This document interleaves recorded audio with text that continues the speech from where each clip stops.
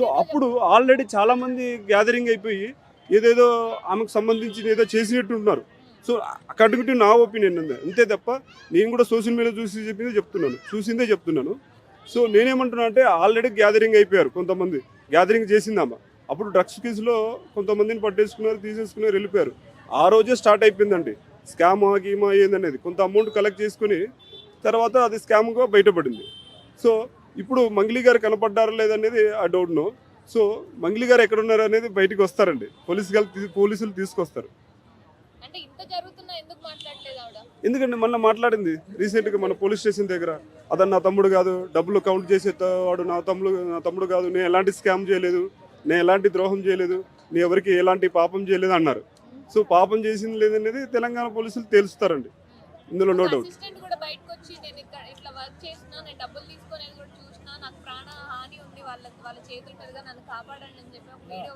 అవునండి. మరి ఇన్ని వస్తున్నాయి, ఇంతమంది బాధితులు వస్తున్నారు, వాళ్ళందరూ తప్పు ఉంది అని మాట్లాడుతున్నారు.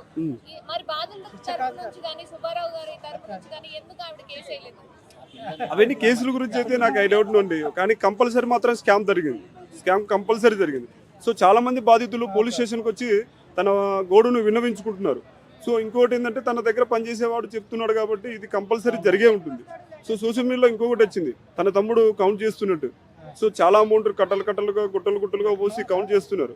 సో ఇక్కడ మాత్రం కంపల్సరీ కనిపెట్టాలండి పోలీసులు, పోలీస్ డిపార్ట్మెంట్ మాత్రం కంపల్సరీ పట్టుకోవాలని, ఇలాంటి స్కామ్లు జరగకుండా చూడాలని ఒక మామూలు కామన్ మ్యాన్గా చెప్తున్నానండి.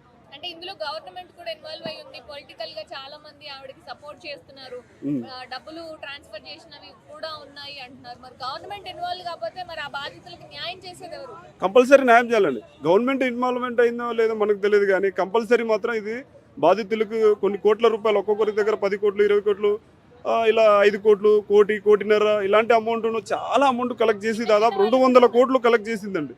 సో కలెక్ట్ చేసింది లేదనేది కంపల్సరీ గవర్నమెంట్ పట్టుకోవాలండి.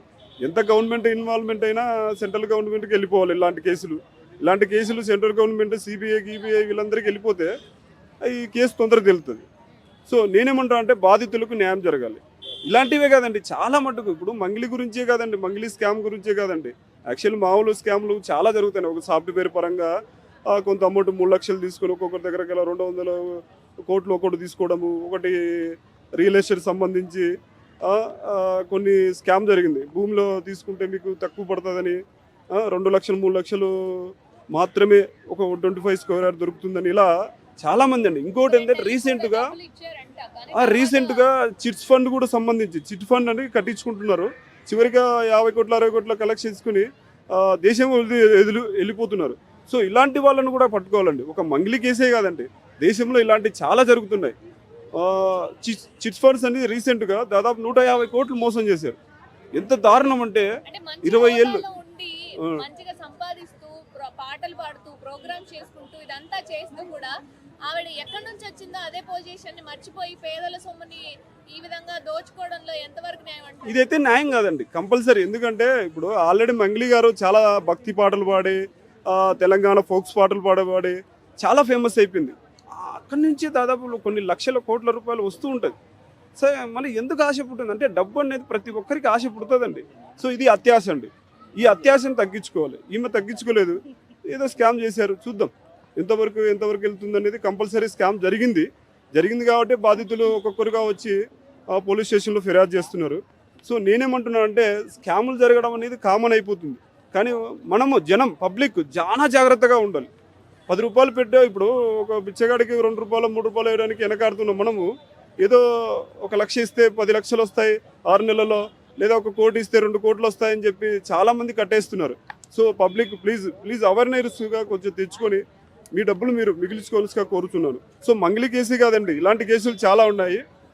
మంగ్లీ గారు మంచి ఫేమస్ అయిపోయిన తర్వాత ఇంకేముందిలేండి నమ్ముతారు, నమ్మకం ఉంది, ఫేమస్ అయ్యాను కదా అని చెప్పి ఇలాంటిది స్కాములు చేసేస్తున్నారు. ప్లీజ్ పబ్లిక్ అవేర్నెస్ రావాలి. పబ్లిక్ మీరు మారండి, ఇదే నా విన్నపం. అలాంటి వాళ్ళకి ఒకటే శిక్ష అండి, అండమాన్ నికోబార్ జీవులకు తీసుకెళ్ళిపోవాలి. కూడు గుడ్డ ఏమీ దొరకదు అక్కడ, వాళ్ళు పెట్టిందే తింటారు. 3 రోజులు 4 రోజులు పాసిపోయిన అన్నం ఉంటుందా, అలాంటి అన్నం పెడతారు. అప్పుడు తెలుస్తుందండి. ఇప్పుడు వేట అనే ఒక సినిమా ఉంది చిరంజీవిది.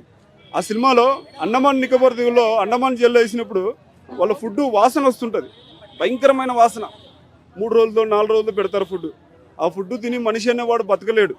చీకటి గదిలో వేస్తారు. అలాంటి చీకటి గదిలో అలాంటి ఫుడ్ను 4 రోజులు పాచిపోయిన అన్నాన్ని పెట్టాలి ఇలాంటి వాళ్ళకు.